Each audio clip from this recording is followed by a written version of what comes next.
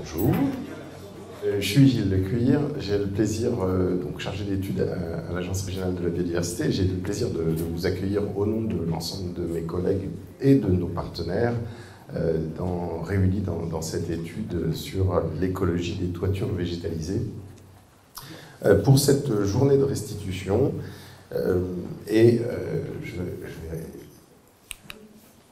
voilà. Donc cette journée de restitution de notre étude que nous avons, avec un peu d'amusement, baptisée Grooves, Green Roofs, Verified Ecosystem Services. Un tout petit retour sur la genèse de cette étude, de ce travail. L'Agence régionale de la biodiversité n'est pas un institut de recherche, mais elle a cette liberté qui lui est offerte d'être à l'interface entre la recherche, l'action, les parties prenantes, les décideurs,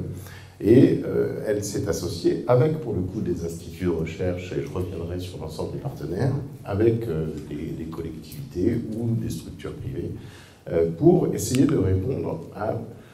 une question qui n'est pas une question nouvelle pour nous. Elle avait commencé dès le début des années 2010, du temps où nous appelions Nature Paris,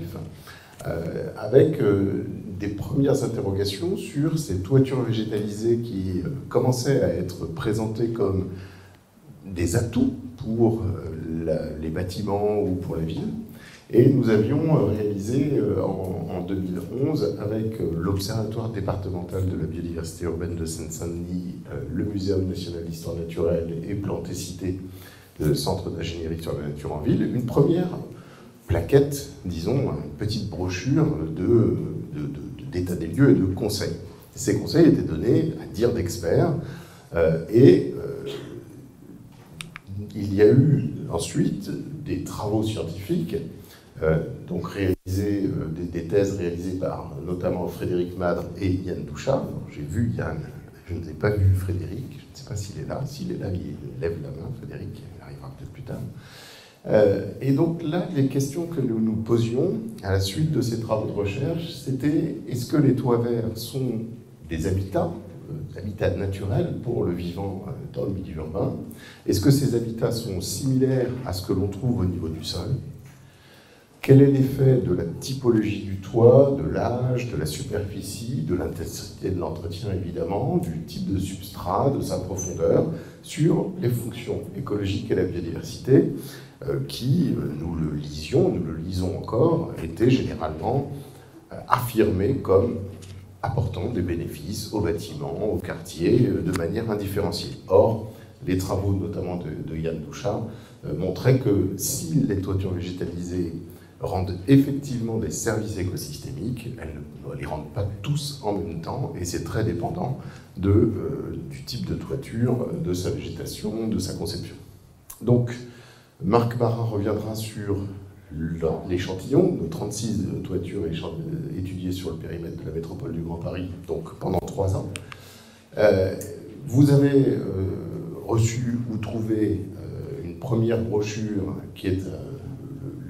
l'étape préliminaire de notre rapport d'étude, qui essaye de vous donner quelques résumés, quelques figures clés, quelques éléments issus de l'ensemble de cette très vaste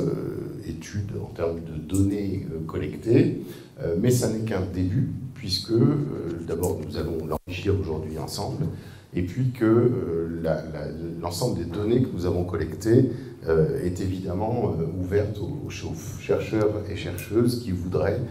continuer, exploiter, comparer avec leurs propres travaux éventuellement. Je reviens sur les partenaires qui sont associés dans cette étude, donc évidemment l'Agence régionale de la biodiversité en Île-de-France, le Muséum national d'histoire naturelle avec plusieurs structures au sein du muséum, le Conservatoire botanique national du bassin parisien, le CESCO, le Centre d'écologie et des sciences de la conservation, y compris avec son programme Viginature sur les sciences participatives, et puis l'ICIEB, l'Institut de systématique, évolution et biodiversité, l'INRA-E,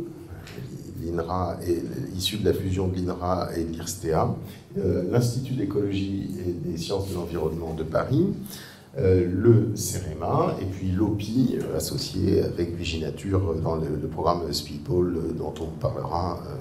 cet après-midi. Nous avons évidemment des financeurs, sans qui nous n'aurions pas pu déployer notamment les analyses qui nécessitaient de la prestation.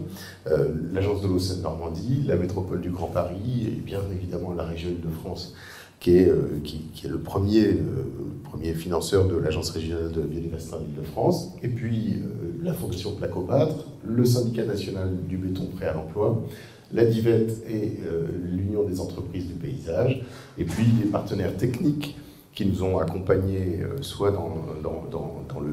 l'accès à leur patrimoine de toitures végétalisées comme Paris Habitat. Un tiers des toitures de notre échantillon sont des toitures du patrimoine Paris Habitat, ou encore la Seine-Saint-Denis dans la continuité du travail engagé en 2011. Voilà, je vais maintenant passer la parole à Marc Barin, qui va commencer à rentrer dans le vif du sujet.